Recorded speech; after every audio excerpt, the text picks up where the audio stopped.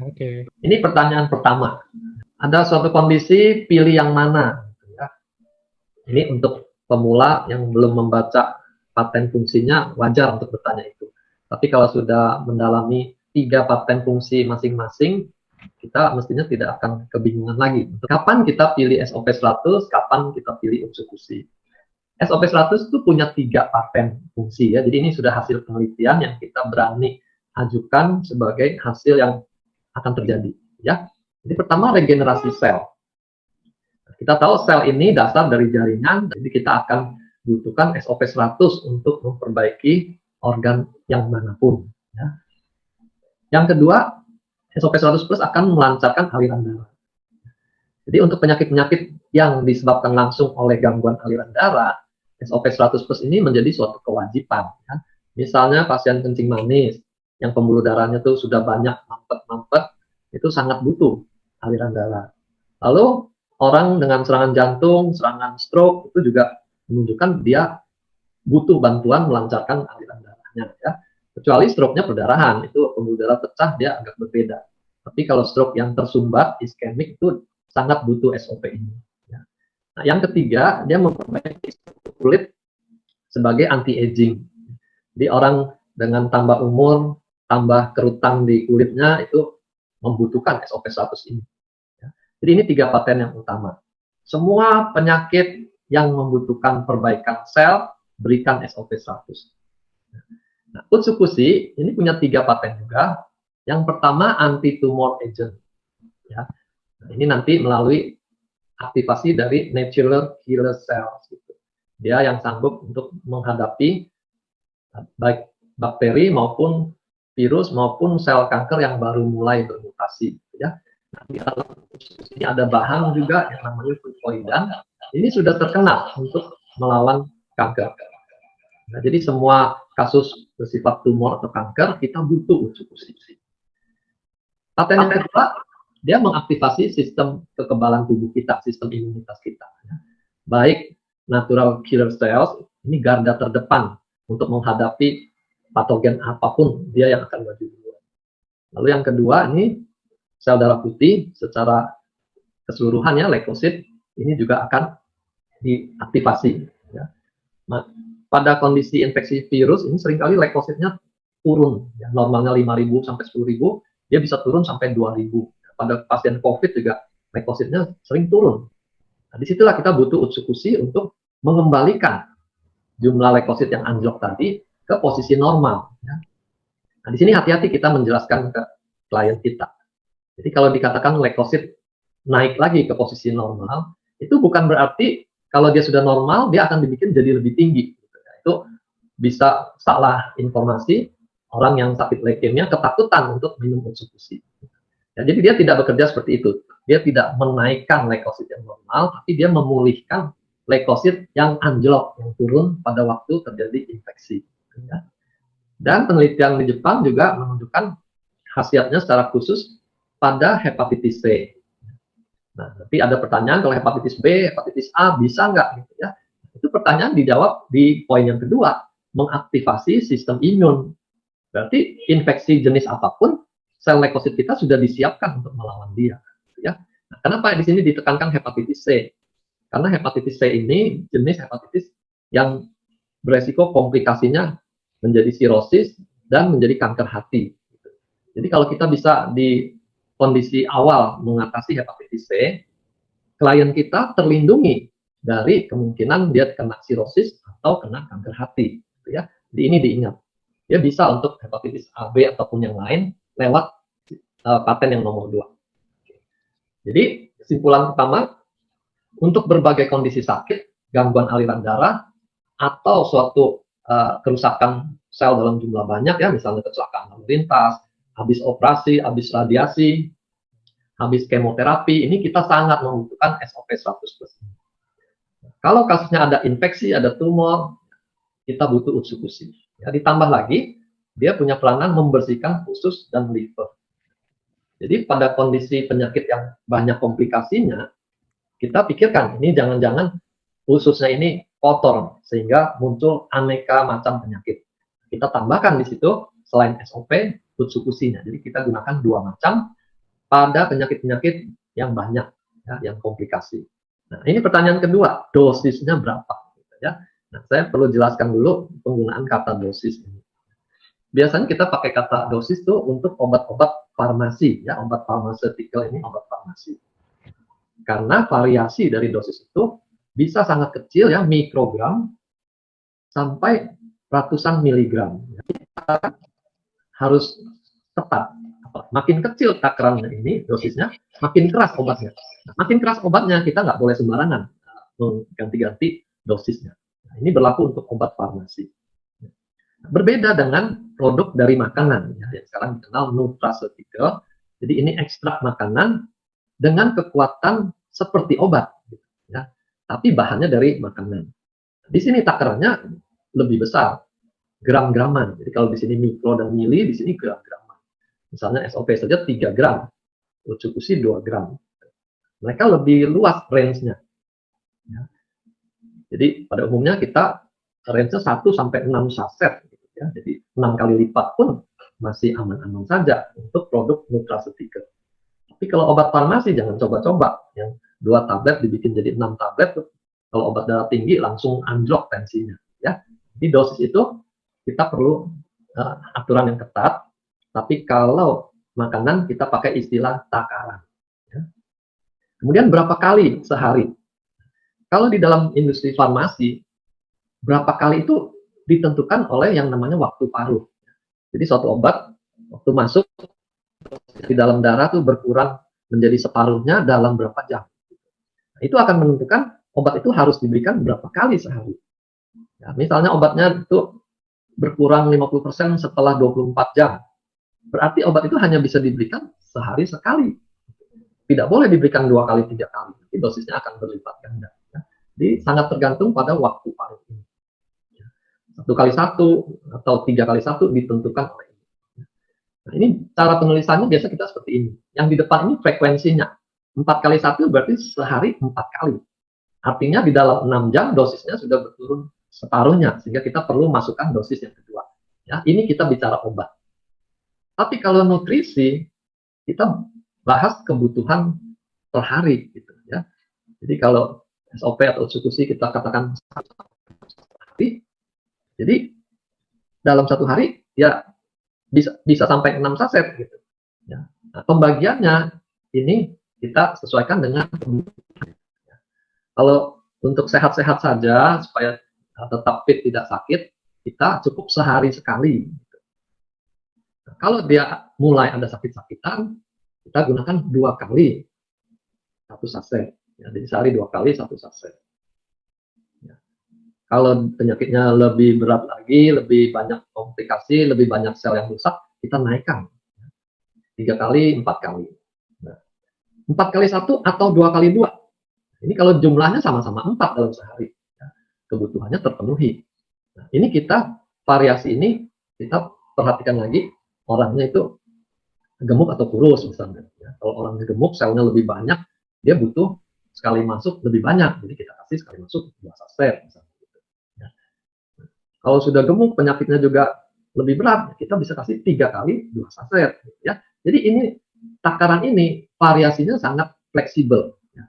Jadi jangan kita samakan semua kasus, si A pakai berapa? 3 kali 1, oh saya juga 3 kali 1. Belum tentu. Ya. Tergantung kebutuhan masing-masing itu bisa berbeda-beda. Nah, obat farmasi ini punya kelemahan, kalau dia dosis tinggi dan dimakan lama, ini akan muncul efek samping. Ya. Atau kalau dia misalnya dibuangnya di ginjal, dia akan memberatkan organ ginjal. Kalau dia diprosesnya di liver, dia memberatkan organ liver. Itu kelemahan obat farmasi kalau dimakan dosis tinggi dan lama. Tapi kalau makanan nutraceutical ini aman karena dia termasuk nutrisi. Dia boleh dimakan waktu lama. Ya. Jadi dia bisa mulai kapan saja, dia bisa stop kapan saja dengan aman. Beda dengan obat, nggak boleh di stop sembarangan. Ya, obat kejang kalau di stop mendadak, orangnya bisa kejang-kejang yang serius. Ya. Jadi hati-hati dengan obat, tapi kita cukup aman dengan nutraceutical ini. Nah, kalau di farmasi kita kenal efek samping, kalau di nutraceutical ini efek sampingnya tuh sangat minim, ya, sangat jarang terjadi. Yang ada biasanya itu suatu healing crisis. Jadi pada proses dia penyembuhan diri, itu keluar gejala-gejala seperti orang sakit atau penyakit yang sedang berlangsung itu sepertinya memburuk. Nah, itu sering terjadi. Itu namanya healing crisis. Tapi jangka panjang ini akan berlalu dan justru organ-organnya akan makin kuat, makin sembuh dari kondisi sakit sebelumnya. Ya, nah, ini penting ya kita membedakan dua dunia yang berbeda ini. Karena seringkali pertanyaannya itu berasumsi pada obat, tapi membicarakan mengenai makanan. Itu nggak nyambung jadinya. Ya. Pertanyaan lain, anak-anak atau bayi boleh nggak? Dosisnya berapa? Gitu ya. Ini juga dipengaruhi farmasi nih. Kalau anak-anak takarannya sepertiga, setengah gitu ya. Karena kebiasaan bicara di dunia farmasi. Nah, kita harus kembali. Misalnya SOP, dia bekerjanya mengaktifasi stem cell, produksinya diperbanyak. Bayi dan anak-anak itu stem cell-nya masih bagus. Jadi mereka tuh belum perlu. Ya. Sampai umur 30 tuh stem cell masih diproduksi. 30 tahun dia mulai stop, dan umur 40 tuh sudah makin turun. Ya. Jadi kita belum perlu sampai usia 40-an. Kecuali anaknya mengalami trauma. Ya. Kalau anak-anak tuh sering misalnya kena luka bakar, kena air panas, atau kecelakaan lalu lintas, atau operasi. Nah, itu kan ada trauma, perlulah sokongan dari luar. Atau anaknya ada gangguan tumbuh kembang, sehingga patut diduga ini ada stem cell-nya yang kurang berperan, sehingga terjadi hambatan ini. Kita bisa harapkan dengan tambahkan SOP, proses tumbuh kembangnya menjadi lebih baik. Atau penyakit lain, anak-anak juga bisa kena cancer. Jadi kalau pada kondisi begitu, maka kita akan berikan, walaupun secara teori stem cell anak itu belum terganggu, ya. Tapi kita perlu support tambahan. Ya. Kalau Utsukushi juga begitu. Daya tahan anak tuh masih oke. Ya, biasanya kita daya tahan turun tuh karena gaya hidup kita mulai error. Makanannya nggak bagus, polusinya tinggi. Gitu. Tapi kalau anak-anak kita anggap mereka masih oke. Pencernaan juga belum ada masalah. Gitu. Ya. Kalau dia menunjukkan masalah dalam pencernaannya, buang air besarnya misalnya tidak tiap hari, 3 hari sekali, kita perlu bantu untuk mendetoks ususnya dengan Utsukushi. Atau kondisi di mana anaknya sedang mengalami infeksi, ya, entah demam berdarah, tifus, kita perlu tambahan booster dari sistem imun untuk menghadapi infeksi itu. Ya. Dan tumor atau kanker sekarang juga makin banyak, anak-anak itu sudah kena tumor mata, tumor otak, ya, kanker otak itu, kita tambahkan di situ Utsukushi dan SOP untuk membantu kerusakan yang ditimbulkan oleh penyakit ini. Ya. Nah, jadi ini jawaban apakah bayi dan anak-anak boleh. Ya, kalau bolehnya boleh karena nutrisi itu aman. Jadi kembali butuh atau tidak. Kalau ada kebutuhan silakan. Kalau tidak perlu dulu. Ya. Nah, takarannya berapa? Kita tadi katakan pada orang dewasa itu 1 sampai 6. Jadi anak-anak tuh kita perkirakan saja seberapanya orang dewasa. Bisa setengahnya, bisa sepertiganya. Ya, kita atur sesuai kebutuhan. Jadi sekali lagi selalu kembali pada kebutuhannya berapa. Ibu hamil, ya, boleh tidak? Nah, ini kebijakan umum saja. Kalau wanita hamil, trimester pertama, 3 bulan pertama itu usahakan jangan masuk bahan-bahan di luar makanan minuman yang semestinya. Ya. Karena kita jaga-jaga itu fase bayi itu sedang tumbuh kembang organ-organ yang penting gitu. Jadi belum jadi organ-organnya. Sehingga kalau terjadi gangguan di 3 bulan pertama, bayinya bisa cacat bawaan.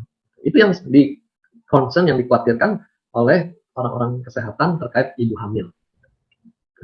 Kalau sudah lewat 3 bulan pertama, itu lebih aman konsumsi. Ya. Kecuali obat-obat tertentu tuh yang jelas ada efek pada janin, itu akan dikasih peringatan. Jangan diberikan pada wanita hamil. Ya. Tapi kalau nutrisi itu boleh. Jadi 3 bulan ke atas itu aman. Ya. Sekali lagi SOP maupun Utsukushi termasuk nutraceutical, ekstrak dari makanan dengan kekuatan seperti obat. Ya. Ini aman. Dan kita disupport dengan sertifikasi yang memastikan tidak ada bahan-bahan berbahaya di dalam produk ini. Tidak ada racun, logam berat, tidak ada radiasi, pestisida, dan hormon. Gitu ya. Karena makanan pun sekarang belum tentu aman dari hormon. Makan ayam, kalau ayamnya disuntik-suntik supaya cepat gemuk, nanti ayamnya mengandung hormon. Itu akan mempengaruhi keseimbangan hormon di badan kita. Jadi dari segi itu produk kita jauh lebih aman daripada ayam broiler yang tidak jelas apakah makanannya atau proses penggemukannya itu dibeli hormon. Ya. Pestisida juga kita dipastikan tidak ada. Kalau kita makan sayuran, secara alamiah sayuran itu sehat, tapi kalau sayurannya disemprot pestisida yang begitu tinggi, ya, kan jadi tidak aman juga. Ya. Jadi di sini kita bisa pastikan kalau bicara mengenai bahan-bahan berbahaya, produk kita aman. Selanjutnya mulai bermunculan konsultasi masing-masing membahas kliennya dengan aneka penyakit dari A sampai Z, ya. Dan pertanyaannya sama, minum yang mana, dosisnya berapa. Gitu, ya. Nah, ada lagi yang lebih kritis menanyakan ada nggak uji klinis untuk penyakit X misalnya gitu ya. Nah di sini saya bisa jawab sekalian. SOP dan eksekusi tidak dirancang untuk mengobati penyakit tertentu.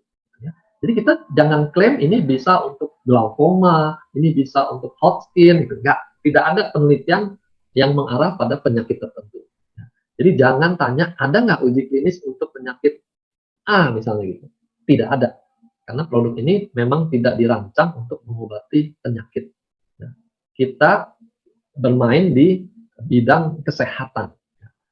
Tujuannya itu untuk menyehatkan sel, selnya nanti menyehatkan organ, jadi penyakitnya akan dipulihkan gitu ya. Berbeda dengan obat farmasi tadi.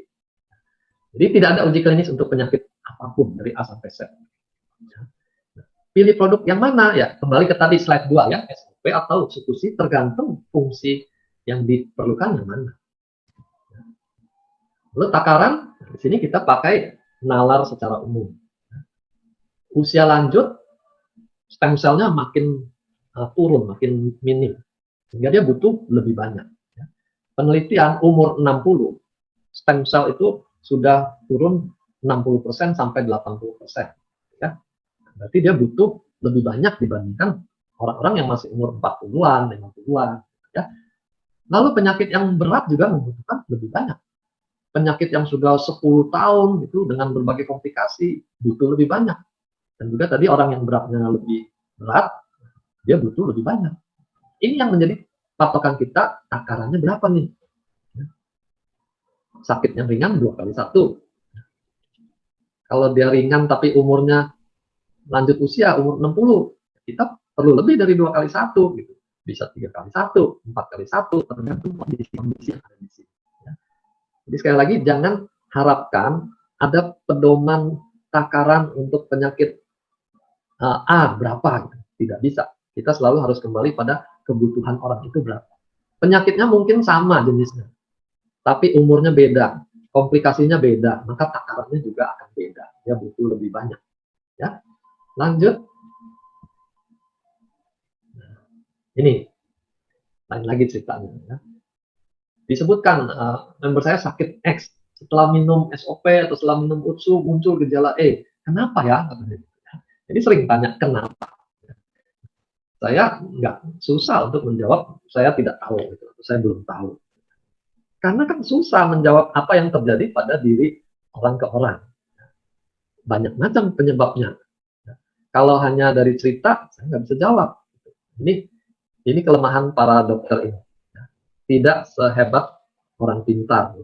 Kalau orang pintar malah belum cerita, dia sudah tahu penyakitnya apa.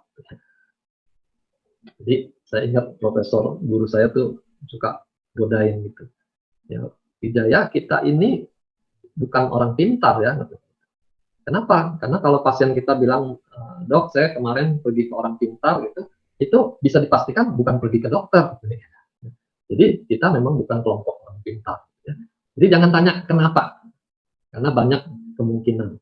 Biasanya yang mungkin ini hanya biasanya. Kalau ada suatu gejala, mungkin ada alergi. Kalau ada alergi, biasanya gejalanya akan makin parah. Kalau dinaikkan takarannya, ya dia bisa makin parah lagi. Jadi jangan juga ditanya, ini muncul gejala, apakah saya perlu naikkan takarannya? Sudah jelas ada gejala, kok malah dinaikkan takarannya? Jangan. Ya. Kalau perlu kita turunkan atau kita stop dulu kalau memang gejalanya itu mengganggu sekali.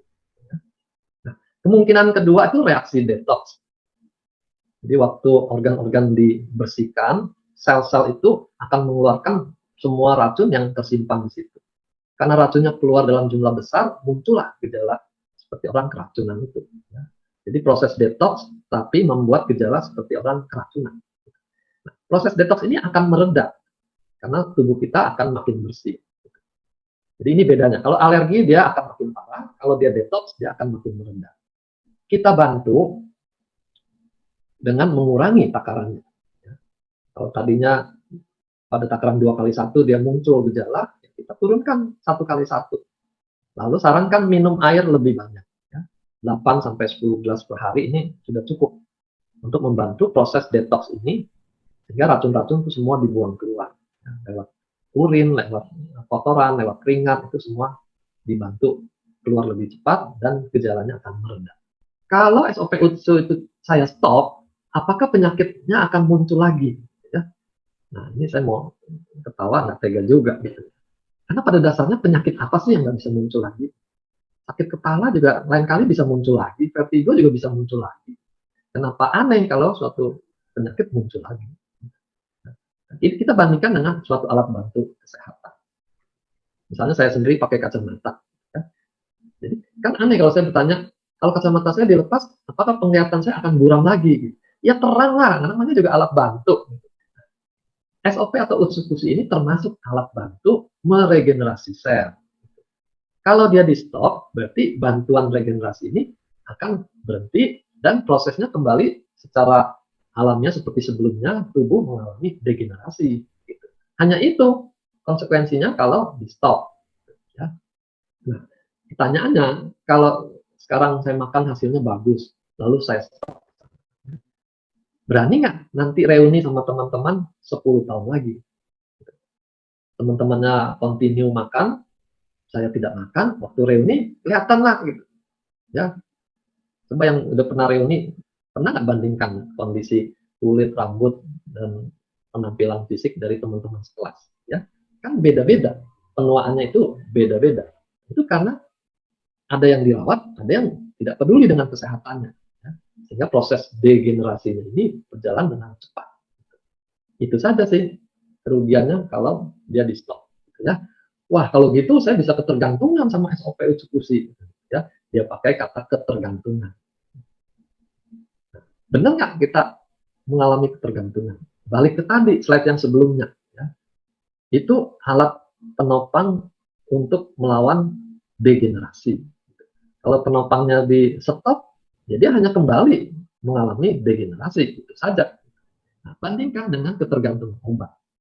Orang yang morfinis misalnya, sudah ketergantungan, kalau obatnya di stop, dia muncul sakau, itu disebut withdrawal. Ya. Nah, mungkin kita lebih jarang lihat orang sakau. Ini yang lebih sering, withdrawal terhadap alkohol. Ya. Orang yang rutin minum alkohol, lalu dia mau berhenti minum, bisa muncul gejala seperti ini. Dia marah-marah bawaannya, dia gelisah, ya, nggak bisa mikir dengan jernih, depresi, keringetan, ketakutan ya, ini jantungnya jadi cepat. Ini kalau dia stop alkoholnya, inilah yang namanya ketergantungan. Coba berhenti minum SOP, berhenti minum konsumsi, muncul gejala-gejala ini. Kalau nggak ada, jangan sebut-sebut kata ketergantungan, nanti kita diketawain. Minum berapa lama bisa ada hasil? Nah, ini suatu pertanyaan yang simpel, tapi jawabannya yang susah. Berapa lama ya tergantung dia kondisinya seperti apa. Sakitnya sudah berapa lama. Kalau sakitnya baru berapa hari, tentu tidak perlu lama-lama untuk memperbaiki.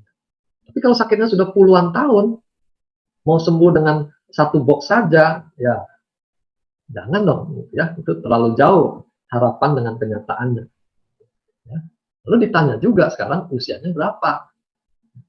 Kalau usia tadi sudah di atas 60, tentu butuh waktu lebih lama untuk pemulihan dibanding orang-orang yang masih 20-30 tahunan gitu ya. Di support sebentar saja sudah balik kondisinya. Tapi kalau sudah lansia tentu butuh waktu lebih panjang. Ya. Juga sakitnya sederhana atau kompleks. Makin banyak komplikasinya, itu perlu waktu lebih lama. Kenapa? Karena SOP itu tidak sekaligus mempreparasi seluruh organ berbarengan. Ada urutan prioritas organ mana dulu yang harus dia kerjakan. Jadi kalau kliennya berharap misalnya alerginya itu hilang misalnya, tapi di tubuhnya ternyata ada organ-organ lain yang lebih penting untuk dipreparasi, tubuh akan menomorsatukan organ yang lain, sehingga kesannya kok alerginya nggak hilang-hilang gitu ya. Jadi di sini perlu kesabaran sampai giliran organ tersebut diperbaiki. Ya. Nah, zaman sekarang orang juga sulit untuk bersabar, penyakit lagi, susah bersabar, maunya cepat. Jadi dia pikir kasih dosis lebih tinggi biar cepat. Ya. Ada kasus kemarin begitu, dia langsung mulai dengan takaran 2x2, malah muncul detoxnya. Jadi jangan main hantam takaran tinggi karena berharap jadi makin cepat. Belum tentu akan jadi lebih cepat karena tubuh kita itu ada yang disebut kebutuhan optimalnya dia. Kalau dikasih kurang, efeknya kurang bagus, dikasih lebih, efeknya juga kurang bagus. Jadi di sini kita perlu menyesuaikan pada masing-masing individu berapa dia butuhnya. Nah, ini kita bayangkan regenerasi itu seperti merenovasi rumah. Kalau rumahnya sederhana, tentu renovasinya juga nggak ribet. Tidak butuh waktu lama, tidak butuh bahan-bahan yang banyak. Tapi kalau merenovasi kompleks seperti bangunan istana begini, tentu butuh bahan lebih banyak dan waktu lebih lama. Gitu, ya. Nah, ini contoh kita berhadapan dengan klien dengan kebutuhan yang berbeda. Jangan kliennya penyakitnya kompleks, umurnya sudah lanjut, kita berharap perbaikannya secepat memperbaiki RSSS misalnya gitu. Ya nggak bisa. Berikan sesuai kebutuhan dia. Perlu berapa lama, ikuti saja tubuhnya itu butuh berapa lama. Jangan dipaksa untuk jadi lebih cepat. Kita harus lihat tergantung perkembangannya bagaimana. Kalau sudah pulih, tentu kita tidak perlu tambah lagi. Nah, lalu ada lagi yang mulai dengan komplain, saya sudah minum sekian box. Jadi sepertinya makin banyak itu hasilnya mestinya sesuai dengan yang diharapkan. Ya. Nah, di sini kita ingatkan lagi, ini bukan soal jumlahnya sudah 1 box atau 5 box. Tapi apakah jumlah itu sudah memenuhi kebutuhannya? Ya. Selain jumlah, komponen jumlah ini ada komponen waktu. Jadi ini bisa bervariasi. Jadi kalau kita hanya hitung jumlahnya, tapi waktunya belum cukup, bisa-bisa belum terjadi apa-apa gitu, karena memang belum waktunya. Juga seperti ini, dia minum 6 box habis dalam 1 bulan. Berarti kan ini takarannya tinggi. Nah, dibandingkan 6 box dalam 6 bulan. Tentu hasilnya nggak sama. Jadi jangan tanya, saya sudah minum sekian box. Sekian box itu dalam berapa lama? Itu menentukan. Sesuai nggak dengan kebutuhannya. Oke, jelas? Nah, pertanyaannya ini efek samping atau detox? Ya, tadi kita sudah singgung, kalau dia efek samping, dia akan makin memburuk. Tapi kalau detox, dalam 1 minggu itu dia akan makin baik. Nah, efek samping yang paling mungkin itu alergi. Khususnya pada orang-orang yang super sensitif ya, jadi alerginya tuh parah, makan apa saja tuh gampang sekali alergi, itu hati-hati. SOP juga bisa bikin alergi. Pasien autoimun juga sering tingkat alerginya itu tinggi. Ada member yang japri untuk masalahnya, dia hanya minum setengah saset, SOP, bibirnya langsung bengkak. Ya. Jadi kita bisa lihat betapa sensitifnya pasien-pasien tertentu terhadap bahan yang ada di dalam SOP. Jadi kalau memang dia alergi, kita jangan paksakan. Tapi kalau itu efek detox, kita masih bisa dorong teruskan seminggu. Biasanya akan berarti kalau alergi dipaksakan, dia bisa makin parah. Ya. Efek detoxnya seperti apa? Itu juga tergantung organ mana yang bermasalah. Kalau organ otaknya bermasalah, misalnya, ya mungkin dia akan merasa ngantuk, bisa rasa pusing,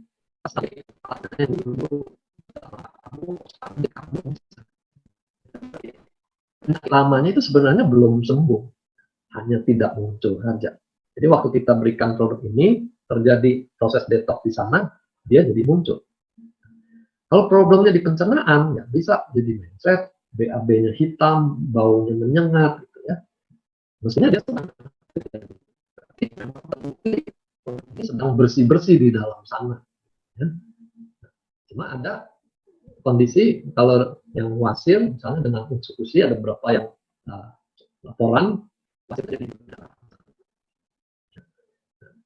Ini kita perhatikan, apakah berdarahnya itu makin membaik atau makin parah.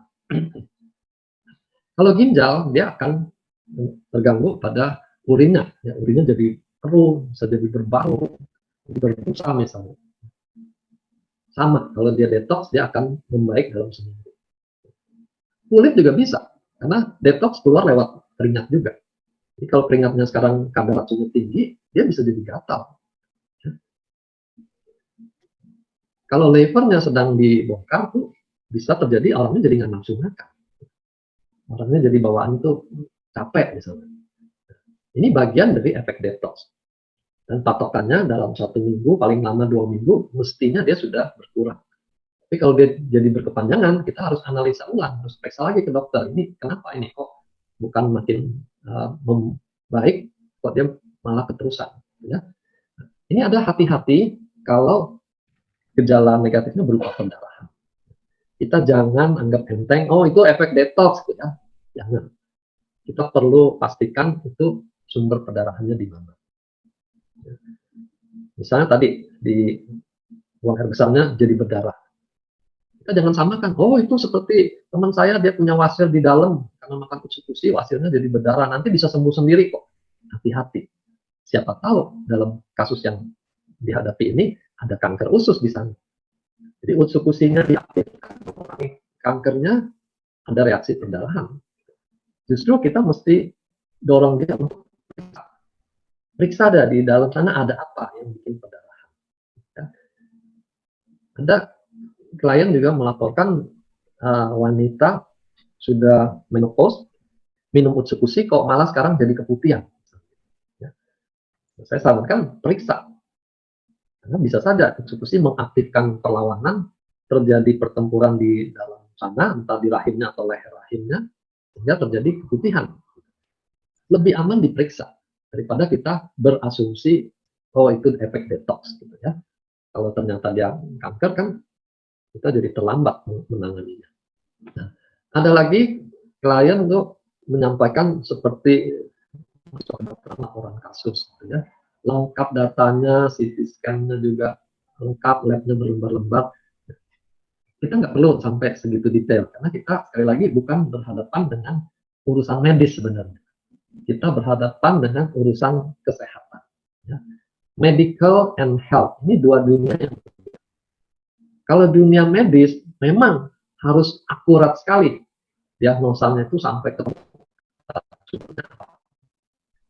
tapi kalau kita bicara health, nggak perlu sampai sedetail itu. Karena kita bekerja pada prinsip-prinsip bagaimana supaya tubuh kita lebih sehat. Kalau semua sistem berfungsi dengan baik, maka keluhan-keluhan yang ada itu akan hilang. Ya. Nah, makanya kita dibilang jangan klaim kesembuhan. Kita hanya tahu gejalanya hilang. Apakah dia benar-benar sembuh atau hanya menjadi lebih tenang, itu urusannya bagian medis memastikan. Ya, dengan berbagai pemeriksaan memastikan dia tidak ada lagi atau tidak aktif lagi. Tapi secara umum untuk kesehatan, tugas kita adalah menyokong sel-selnya, organ-organnya menjadi lebih sehat. Kalau semua organnya sehat, keluhannya akan hilang. Jadi ini ingat terus ya, kita nutraceutical, makanan kesehatan, tapi khusus kita dengan paten fungsi makanan yang seperti obat. Ya. Target kita adalah mengupayakan kesehatannya membaik, bukan seperti obat melenyapkan penyakitnya. Ya. Itu aja bedanya. Lalu ada yang mempertanyakan soal ingredientnya, isinya apa SOP. Nah, ini contohnya.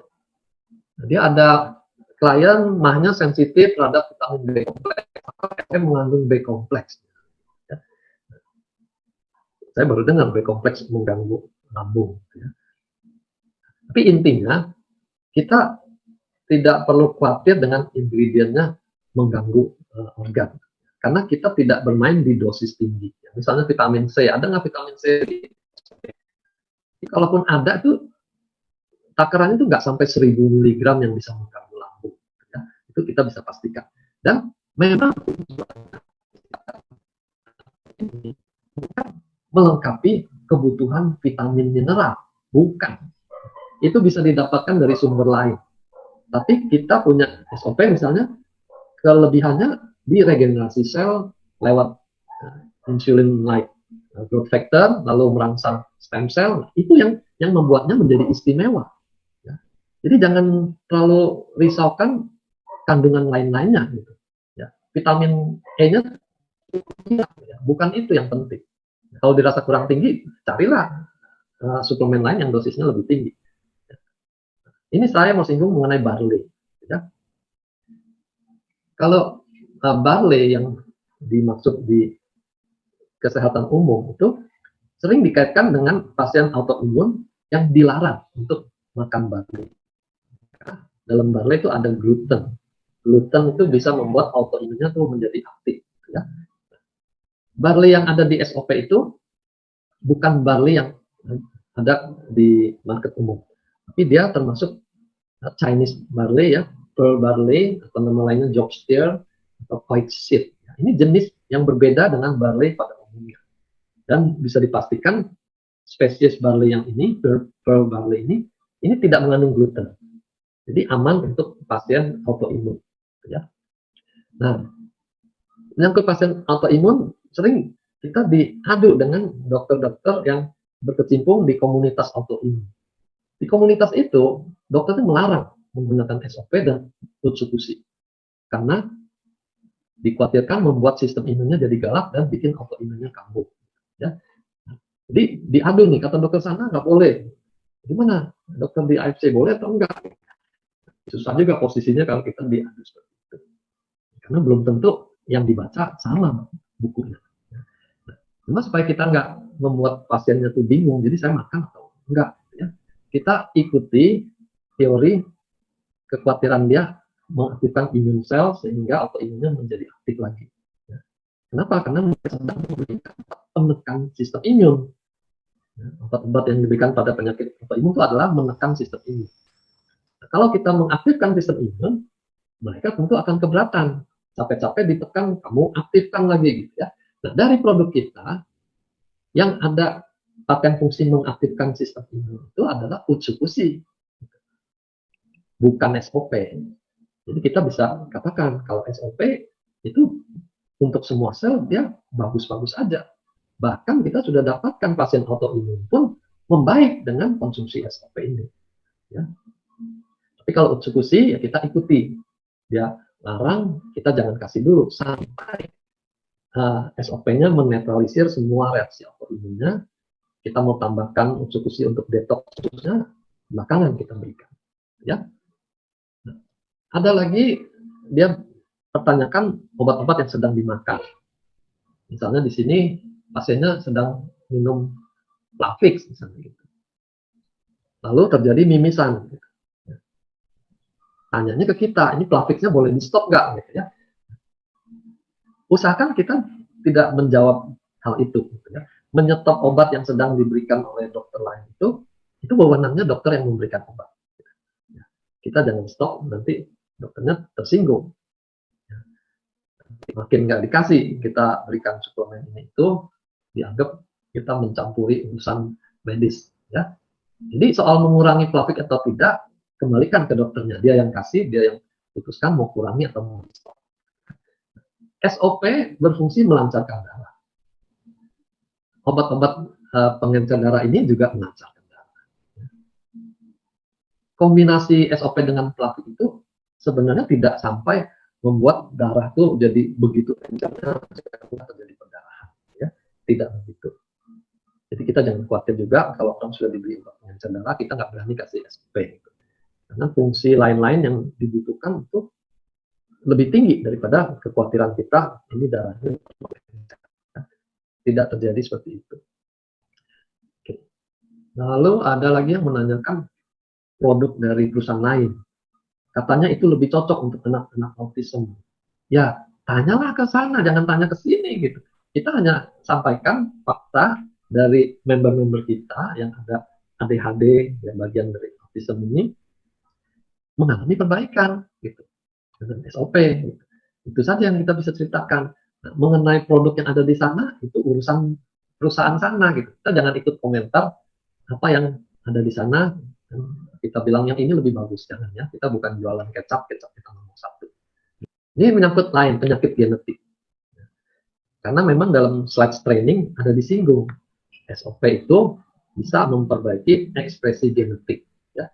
Dan karena yang baca itu masih awam, dibayangkan bahwa produk kita tuh bisa mereparasi sampai tingkat genetiknya diperbaiki. Ya.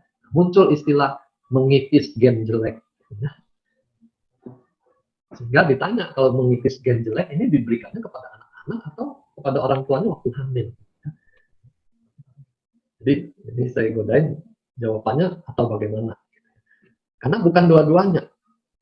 Mau diberikan pada anak-anak ataupun diberikan pada ibu hamil, kita tidak bisa mereparasi gen yang jelek itu.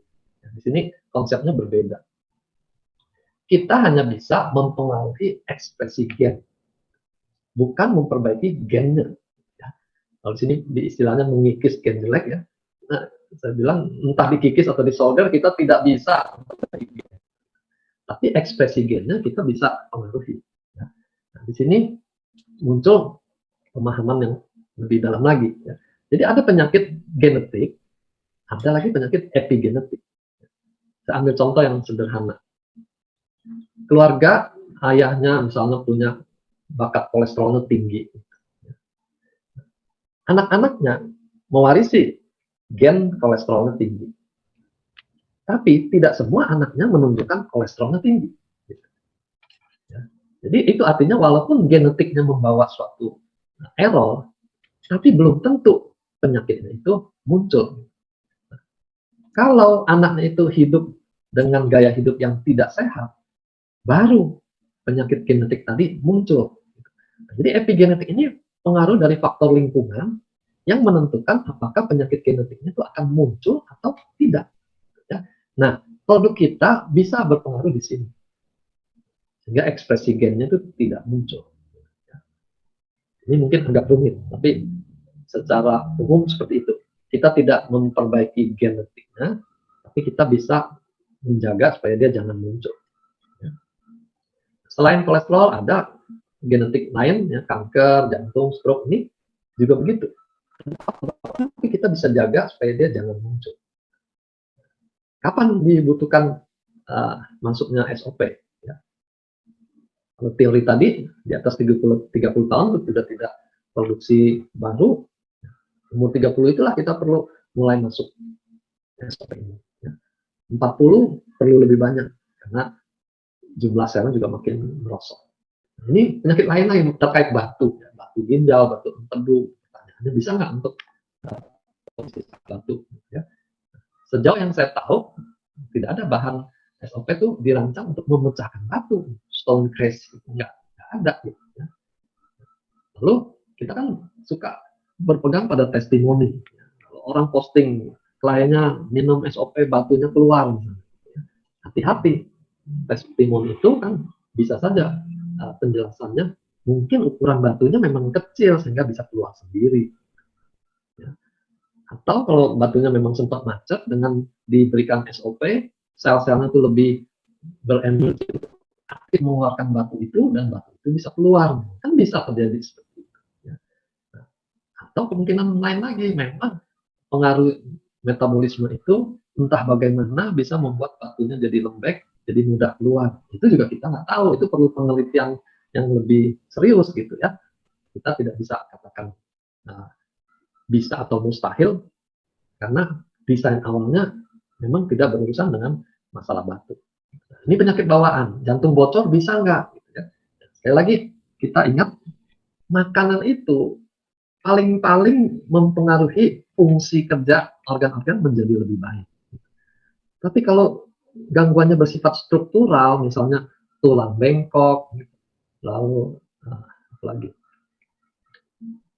batu, kapuran, saraf kejepit, itu semua bersifat struktural. Kita nggak bisa harapkan nutriceutical membereskan semua itu gitu.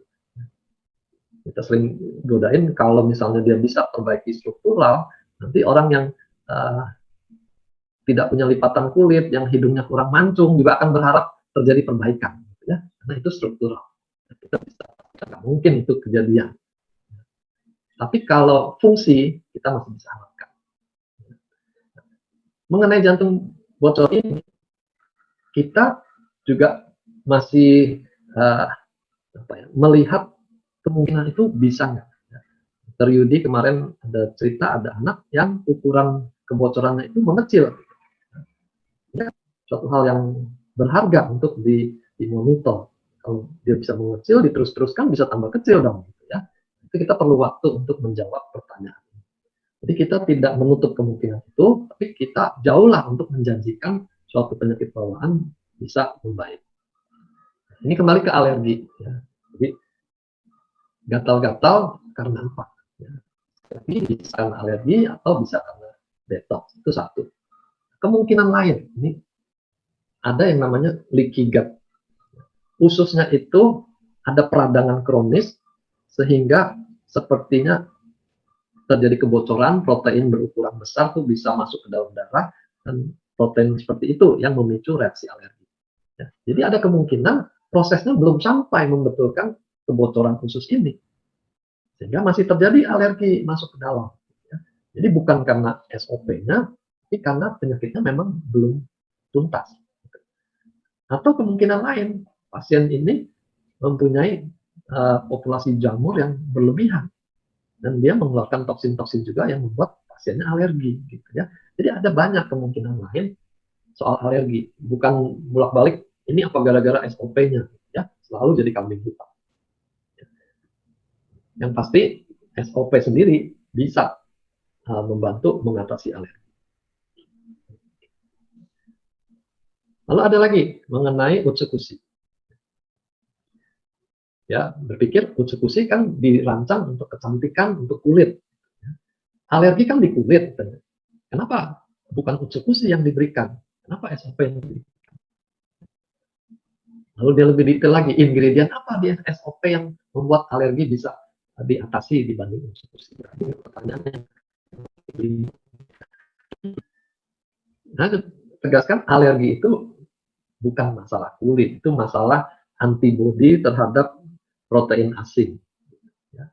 Dan kalau itu terjadi, reaksinya bukan hanya di saluran nafas, asmanya kambuh misalnya, sampai dia kesulitan nafas kalau dia alergi, sampai bisa fatal misalnya. Ya. Jadi alergi itu bukan melulu urusan penyakit kulit, sehingga SOP mestinya masuk, bukan gitu. Ya. Kenapa SOP diunggulkan? Karena SOP memang memperbaiki semua sel, regenerasi semua sel. Harapkan terjadi perubahan di situ. Salah satu sistem imun itu adalah suppressor T. Dia punya tugas untuk meredakan reaksi antigen antibodi yang berlangsung supaya tidak berlebihan. Ya, kerusakannya jadi tidak kemana-mana. Itu tugasnya dia. Mungkin saja SOP ini memperbaiki suppressor T-nya sehingga dia bisa lebih mengendalikan reaksi alergi, mengendalikan reaksi autoimun. Ya, ini hipotese yang kita pikirkan. Sementara pada utsekusi dia lebih mengaktifkan sistem imunnya. Jadi bukan tugas utama dia untuk mengatasi soal alergi. Ya, makanya tadi pada kasus autoimun kita tidak berikan dulu utsekusi ini. Karena dokter dari pihak autoimun keberatan sekali sistem imun kalau diaktifkan nanti autoimunnya makin menjadi-jadi. Ya, kita ikuti. Perbaiki saja dulu dengan SOP-nya, harapkan suppressor T-nya ini memperbaiki sistemnya. Kalau semua sudah tenang, baru kita masukkan yang lain-lain. Ini ada pertanyaan, member saya sakit kanker payudara. Apakah produk SOP atau utsekusi ada pengaruh hormon? Ya, nah ini pertanyaan gampang-gampang susah. Ya. Karena kalau kita bilang ada, orang kanker payudara tuh sangat sensitif terhadap hormon estrogen. Kalau makanannya mengandung estrogen, itu kanker payudaranya bisa tambah subur. Gitu. Makanya muncul pertanyaan ini. Ya.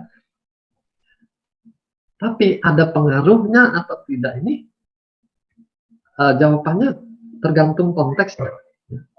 Misalnya, ini ada kelanjutannya apa enggak? Next. Oh ya, semuanya aja. Kita bisa pastikan, balik lagi, kita bisa pastikan SOP tidak mengandung hormon. Kalau yang dia maksud ada pengaruh hormon, di sini tidak ada, karena dia tidak mengandung hormon. Tapi apakah dia bisa berpengaruh terhadap hormon? Bisa. Yaitu membuat yang tidak balance, hormon imbalance, menjadi balance. Buktinya apa? Kita sudah cukup banyak juga orang-orang yang sulit hamil, bisa hamil. Ini salah satu problem imbalance hormon membuat orang sulit hamil. Jadi ini menunjukkan telah terjadi suatu keseimbangan baru sehingga pasiennya lebih subur. Ya. Kalau orang yang menopause dapat mens lagi misalnya, ini kan juga ada pengaruh hormon, tapi dia sendiri tidak mengandung hormon. Ya. Lalu untuk kaum prianya yang minum SOP, Mr. P-nya jadi aktif misalnya. Nah, ini kan juga menunjukkan ada perbaikan hormonal dan juga ada perbaikan aliran darah sehingga dia bisa aktif lagi. Ya. Ini jawaban soal hormon. Dia bisa membantu memperbaiki ketidakseimbangan hormon, tapi SOP sendiri tidak mengandung hormon. Itu jawabannya. Nah, ini sering terjadi ya. Terkait tadi habis minum muncul gejala ini, apakah ini gara-gara SOP? Ya. Ini kasusnya kita lihat cerita. Ada pasien tumor otak, disebutkan craniofaringioma, astrocytoma, ada hidrosefalus, ada toxoplasma. 3 hari mulai minum SOP, sebelumnya nggak ada mual, muntah, pusing. Ini mulai, jadi setelah minum SOP, dia mulai ada mual, muntah, pusing. Kita di grup sudah langsung jawab, balik lagi SOP jadi kambing hitam. Dan yang bersangkutan signalisir, ini nggak nyalain SOP gitu. Cuma apakah dosisnya perlu ditambah atau dikurangi? Jadi pertanyaannya makin nggak jelas lagi arahnya. Ya. Kalau ada suatu gejala, tentu kita tidak tambah takarannya. Kita kurangi atau kalau perlu kita stop. Ya. Tapi masalahnya dengan mengaitkan ini pada SOP. Ini kondisi tumor ganas. Ada problem di dalam otaknya, infeksi toxoplasma. Ini tidak diapa-apain juga orangnya bisa mual, muntah, dan pusing. Gitu ya. Jadi jangan semua gejala ya, masuknya SOP. Penyakit yang berat tuh nggak diapa-apain juga akan bergejala yang negatif. Jadi tenang aja, tidak akan membuat kerusakan bertambah hebat. Ini pertanyaan makin ribet aja. Sampai kasus gangguan jiwa schizophrenia juga ditanya bisa sembuh nggak dengan SOP. Lalu istilah medis yang jarang didengar juga bermunculan, bisa nggak sembuh dengan SOP. Lebih lagi ada yang minta kepastian tingkat keberhasilannya berapa persen. Pada kasus anak 2 tahun. Obat aja kita nggak berani memastikan seperti itu. Apalagi ini produk nutrisi yang targetnya menyehatkan sel. Gitu. Hasil akhirnya bagaimana itu bisa berbeda-beda sekali. Tergantung kondisi waktu kita mulai itu seberapa parah. Ya. Jadi jangan bingung dengan macam-macam diagnosa dan komplikasinya. Semua penyakit target kita adalah sama. Sel yang sehat itu dipulihkan. Yang rusak-rusak itu diperbaiki. Apakah nanti hasil akhirnya kankernya akan hilang? Ya. Jadi kita jangan pusing dengan berbagai istilah, komplikasinya sampai seberapa hebat gitu ya. Karena target kita bukan mengeliminasi penyakitnya. Target kita adalah mensupport sel yang sehat. Yang rusak karena penyakitnya kita pulihkan. Kalau sel-selnya semua menjadi lebih sehat, fungsinya menjadi lebih sehat, kita harapkan terjadi kemajuan. Gitu, ya. Jadi hasil akhir nanti kita nggak bisa prediksi dari sekarang, apalagi sampai ditanya berapa persen peluangnya. Kita nggak bisa jawab itu. Semua tergantung kondisi masing-masing sakitnya seberapa parah. Ada lagi pertanyaan yang nggak jelas, ini problemnya di penyakit atau apa?